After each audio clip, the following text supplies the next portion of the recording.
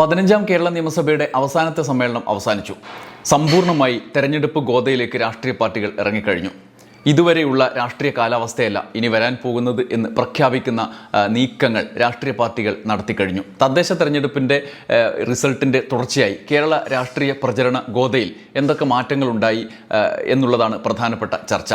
തദ്ദേശ തെരഞ്ഞെടുപ്പിന് ശേഷമുണ്ടായ മാറ്റങ്ങളിൽ ഏറ്റവും പ്രധാനം ഈ നിയമസഭാ സമ്മേളന കാലയളവിലുണ്ടായ നീക്കങ്ങൾ ആണ് എന്നുള്ളത് പ്രധാനപ്പെട്ട ഒരു കാര്യമാണ്. പ്രധാനമായി ഇടതുപക്ഷത്തെയും UDFനെയും ഒരുപോലെ ആകുലപ്പെടുത്തുന്നതും പ്രതീക്ഷ നൽകുന്നതുമായ മാറ്റങ്ങൾ സാമുദായികമാണ്.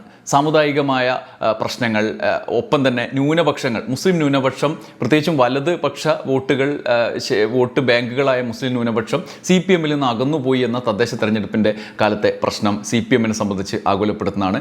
ഒപ്പം കനകോലു റിപ്പോർട്ട് പ്രകാരം കേരളത്തിലെ ഹൈന്ദവ ക്രിസ്ത്യൻ വോട്ടുകൾ മധ്യ തിരുവിതാംകൂറിലടക്കം ബൾക്കായി UDFലേക്ക് വന്നിട്ടില്ലെങ്കിൽ ഭരണം പിടിക്കാൻ കഴിയില്ല എന്നുള്ള UDFൻ്റെ ആശങ്ക, ഈ മുസ്ലിം ന്യൂനപക്ഷത്തെ തിരിച്ചു കൊണ്ടുവരാനുള്ള LDFൻ്റെ നീക്കങ്ങൾ, ഇങ്ങനെ പലത് ഇതിനകത്ത് ഉള്ളടങ്ങിയിട്ടുണ്ട് എന്നുള്ളത് പ്രധാനപ്പെട്ട ഒരു കാര്യമാണ്. ഇരുവരും വിവിധ സാമുദായിക വോട്ടുകളെ അത്തരത്തിൽ കാറ്റഗറൈസ് ചെയ്യപ്പെട്ട സാമുദായിക വോട്ടുകൾ അടുപ്പിക്കാനുള്ള നീക്കങ്ങൾ പല മട്ടിൽ നടത്തുന്നുണ്ട്. അതിലേക്കാണ് നമ്മൾ ഈ വീഡിയോയിലൂടെ പോകുന്നത്. എന്തൊക്കെയാണ് മാറ്റങ്ങൾ എന്നുള്ളതാണ്. അതിൽ വീണ്ടും ചർച്ചകളിലേക്ക് കടന്നു വരുന്ന ഒന്നാമത്തെ കാര്യം ജമാഅത്തെ ഇസ്ലാമിയുടെ നീക്കങ്ങളാണ്. UDFനെ സംബന്ധിച്ച് ആകുലപ്പെടുത്തുന്നത് ജമാഅത്തെ ഇസ്ലാമിയെ കൂടെ കൂട്ടി എന്നുള്ള ഒരു പ്രശ്നമാണ്. തദ്ദേശ തെരഞ്ഞെടുപ്പിൽ അവർക്ക് ഗുണകരമായ മാറ്റങ്ങൾ ഉണ്ടാക്കാനും പ്രത്യേകിച്ചും മുസ്ലിം വിരുദ്ധ CPM എന്നുള്ള നറേറ്റീവിന് ശക്തമായ പിൻബലമായി നിൽക്കാനും ജമാഅത്തെ ഇസ്ലാമിയുടെ പിന്തുണ അവരെ സഹായിച്ചിട്ടുണ്ട്. അതിനനുസരിച്ചുള്ള ആഖ്യാനം മീഡിയ വൺ, മാധ്യമം, പത്രം ഉൾപ്പെടെയുള്ള ജമാഅത്തെ ഇസ്ലാമിയുടെ മാധ്യമങ്ങളിലൂടെ അവർക്ക് ആ ആഖ്യാനം നടത്താൻ കഴിഞ്ഞിട്ടുണ്ട്.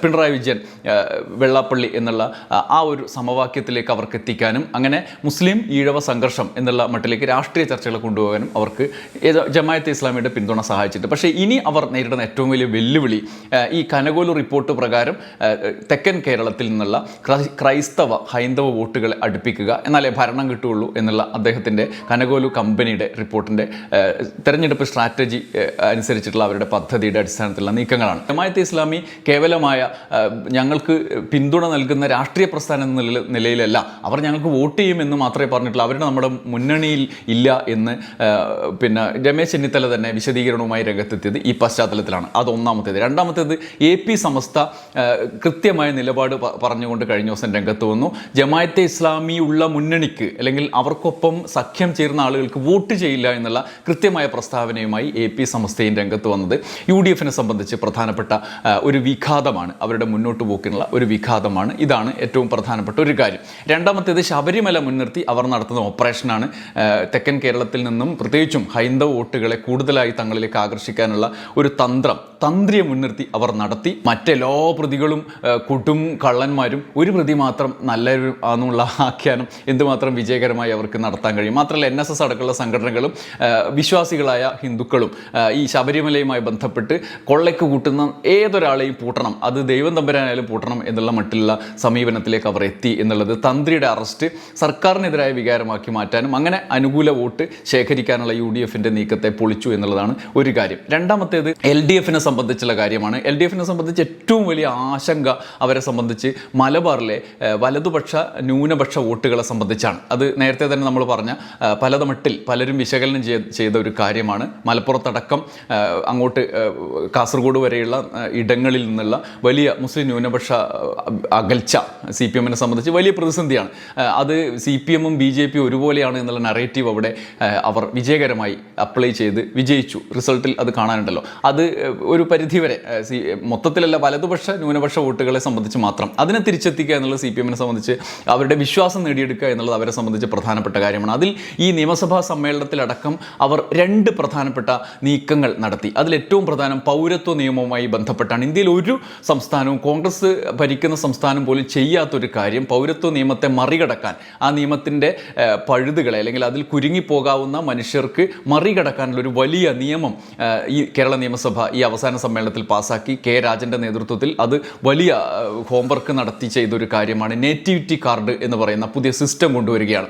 പൗരത്വത്തിന് ആധാര രേഖയാക്കുന്ന കേരള നിയമസഭയുടെ നിയമപ്രകാരമുള്ള നേറ്റിവിറ്റി കാർഡ്, അത് കേന്ദ്രത്തിൻ്റെ നിയമത്തെ നിന്ന് പുറന്തള്ളപ്പെടുന്ന ആളുകൾക്ക് അവരുടെ അർഹമായ പൗരത്വത്തിനെ തിരിച്ചെത്തിക്കാനും അതിനനുസരിച്ച് ആ നിയമത്തെ പൗരത്വ നിയമത്തെ മറികടക്കാനുമുള്ള ഈ ഒരു തരത്തിലുള്ള മറികടക്കുക എന്ന് പറഞ്ഞാൽ കേവലമായ നിയമത്തെ മറികടക്കല്ല, അതിൽ മനഃപൂർവ്വമായി കുടുങ്ങിപ്പോകുന്ന ന്യൂനപക്ഷങ്ങളായ ആളുകളെയും മറ്റ് തരത്തിലുള്ള നമുക്ക് ഏതെങ്കിലും ഒരു പ്രശ്നത്തെ ചൂണ്ടിക്കാണിച്ച് പൗരത്വത്തിൽ നിന്ന് തള്ളിക്കളയാൻ ഇടയുള്ള ആളുകളെയും ഒക്കെ ഉൾക്കൊള്ളാവുന്ന തരത്തിലുള്ള കാലങ്ങളെ ഇവിടെ ജീവിച്ചു എന്നുള്ള തെളിയിക്കുന്നതിനുള്ള രേഖകൾ പ്രകാരം നേറ്റിവിറ്റി കാർഡ് നിയമം ഇവിടെ അപ്ലൈ ചെയ്തു. അത് ഈ പൗരത്വ നിയമവുമായി ബന്ധപ്പെട്ട് വലിയ ആശങ്കയിലായ ന്യൂനപക്ഷങ്ങൾക്ക് വലിയ ചേർത്ത് പിടിക്കലാണ്. കേരള നിയമസഭയുടെ ചരിത്രത്തിൽ തന്നെ ഏറ്റവും വലിയ നിയമനിർമ്മാണങ്ങളിൽ ഒന്നാണ് മനുഷ്യരെ സംബന്ധിച്ച്. കേരളത്തിൻ്റെ മക്കൾക്ക് ഒരാശങ്കയും വേണ്ട എന്ന് അവരുടെ കയ്യിൽ നേറ്റിവിറ്റി കാർഡുണ്ടോ, ആർക്കും അത് നിഷേധിക്കാനാകും. ഇവിടെ എല്ലാ തരത്തിലും സുരക്ഷിതം, നമ്മുടെ നാട് എപ്പോഴും സുരക്ഷിതമാണ്.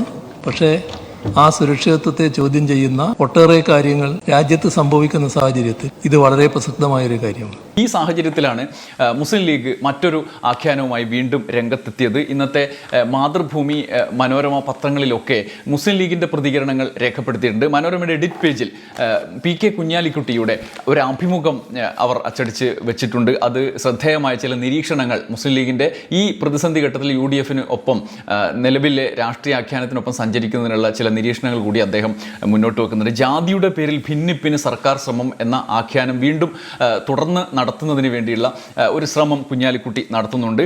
മുസ്ലിം ലീഗ് കൃത്യമായി ഒരു ന്യൂനപക്ഷങ്ങളുടെ ഒരു പ്ലാറ്റ്ഫോം എന്നുള്ള നിലയിൽ നിൽക്കുകയും അതേസമയം CPM അതിനപ്പുറത്ത് BJP-ക്കൊപ്പം ഉള്ള ആഖ്യാനത്തിലേക്ക് പോകുന്നു എന്നുമുള്ള മുസ്ലിം ലീഗിൻ്റെ നിലപാട് ആവർത്തിക്കുന്നുണ്ട് അദ്ദേഹം. ജാതിയുടെ പേരിൽ CPM ഭിന്നിപ്പിന് ശ്രമിക്കുകയാണ് എന്നുള്ളതാണ്. അതിൽ ശ്രദ്ധേയമായ കാര്യം SNDP-യുമായുള്ള ഇവരുടെ അകൽച്ചയാണ് മുസ്ലിം ലീഗിൻ്റെ. അതിൽ പ്രധാനപ്പെട്ട ഒരു നിരീക്ഷണം അദ്ദേഹം നടത്തുന്നത് വെള്ളാപ്പള്ളിയുമായിട്ടുള്ള അകൽച്ചയാണ്. വെള്ളാപ്പള്ളി ഇക്കാര്യം നിരന്തരം ആവർത്തിച്ചതാണ്. അതിൻ്റെ ചോദ്യം എഡിറ്റോറിയൽ അംഗങ്ങൾ നടത്തിയ അഭിമുഖത്തിൽ ഉണ്ട്. സംവരണ മുന്നണിയുടെ പേരിൽ സഹകരിച്ചില്ലെങ്കിലും അധികാരം കിട്ടിയപ്പോൾ ലീഗ് ചതിച്ചെന്നാണ് വെള്ളാപ്പള്ളി പറയുന്നത്. തെറ്റിദ്ധാരണ മാറ്റാൻ ചർച്ചയ്ക്കുണ്ടോ എന്നുള്ളതാണ്. അതായത് SNDP-യുമായി ചർച്ചയ്ക്ക് തയ്യാറാവുന്നുണ്ടോ എന്നുള്ളതാണ് ചോദ്യം.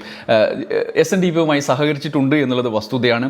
പിന്നോക്ക വിഭാഗങ്ങൾക്ക് വേണ്ടി ജാതിക്കും മതത്തിനും അതീതമായി ഒരേ മനസ്സുള്ളവർ ഒരുമിച്ച് നിൽക്കണമെന്ന ചിന്താഗതി ായിരുന്നു ഞാൻ. ശിവഗിരിയിലും NSS ആസ്ഥാനത്തും ഒക്കെ പോകുന്ന ആളാണ് ഞാൻ. അങ്ങനെയൊക്കെയാണ് ഇന്നലെകൾ. എന്നെക്കുറിച്ച് മുമ്പ് നല്ലത് പറയുകയും എഴുതുകയും ഒക്കെ ചെയ്തിട്ടുണ്ട്. പിന്നെ ചർച്ചയുടെ കാര്യം എനിക്ക് മാത്രമായി പറയാൻ കഴിയില്ല എന്ന് അദ്ദേഹം പറയുന്നുണ്ട്. പക്ഷേ തള്ളിക്കളയുന്നില്ല. SNDP-യെ സമ്പൂർണ്ണമായി തള്ളിക്കളയുന്ന കനകോലു സ്റ്റൈല് അല്ലെങ്കിൽ VD സതീശൻ്റെ സമീപനം കുഞ്ഞാലിക്കുട്ടി സ്വീകരിക്കുന്നില്ല എന്നുള്ളത് ഈ തദ്ദേശ തെരഞ്ഞെടുപ്പിൻ്റെ കാലത്തെ രാഷ്ട്രീയമല്ല ഈ നിയമസഭാ തെരഞ്ഞെടുപ്പ് കാലത്തുള്ളത് എന്ന തിരിച്ചറിവിൻ്റെ കൂടി അടിസ്ഥാനത്തിലാണ് എന്ന് വേണം കരുതാൻ. ലീഗിനെ ഒറ്റപ്പെടുത്തുന്ന രീതിയിലൊരു പ്രചരണമുണ്ട്, മറുപടി ആവശ്യമുണ്ടോ എന്ന് ചോദിക്കുന്നുണ്ട്.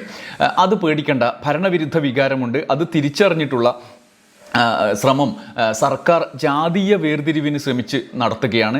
വേർതിരിവുണ്ടാക്കി മുതലെടുപ്പ് എന്ന തന്ത്രം തദ്ദേശ തെരഞ്ഞെടുപ്പിൽ അമ്പെ പരാജയപ്പെട്ടു. എത്ര തെരഞ്ഞെടുപ്പ് തോറ്റാലും മതനിരപേക്ഷ പക്ഷത്ത് തന്നെ ആണെന്ന പാണക്കാട് തങ്ങളുടെ അതേ നിലപാടിൽ തന്നെയാണ് ലീഗ്. ഉറച്ച നിലപാടിന് വോട്ട് ചെയ്യും, അതാണ് മലയാളി എന്ന്. അതായത് ഇതുവരെയുള്ള കാഴ്ചപ്പാടിൽ നിന്നും ചെറിയൊരു കരുതലോടെയുള്ള പ്രതികരണങ്ങളിലേക്ക് മുസ്ലിം ലീഗ് കടന്നിരിക്കുന്നു എന്നുള്ളതാണ്. 5ാം മന്ത്രിസ്ഥാനത്തിൻ്റെ കാര്യം ഈ അഭിമുഖത്തിൽ ചോദിക്കുന്നുണ്ട്. ഒറ്റപ്പെട്ട സംഭവമാണ്. എത്രയോ മന്ത്രിസഭകൾ വന്നുപോയി. ലീഗ് ഒരു കാലത്തും തർക്കങ്ങൾ ഉണ്ടാക്കാറില്ല എന്നുള്ളതാണ്. അതോടൊപ്പം തന്നെ ഉപമുഖ്യമന്ത്രിയുടെ കാര്യം, ഉമ്മൻചാണ്ടിയുടെ കാലത്ത് ഉപമുഖ്യമന്ത്രിയാവാൻ എന്നോട് ചോദിച്ചാണ്, ഞാൻ അന്നും തയ്യാറായില്ല.